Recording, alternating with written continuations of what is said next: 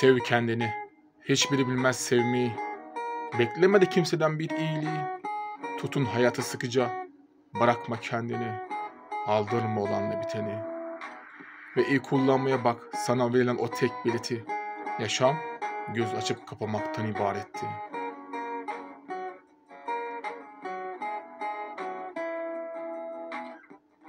Karşılıksız sevmeye paha biçilemedi. Duygusuz insanlarla ömür tüketenler için yaşam neydi? Alıp verilen her nefes daha önce hiç bu kadar acı vermemişti. Bilinmeyen değerinin anlaşılması için de maalesef o nefesinin bitmesi yeterliydi. Ne acı verici.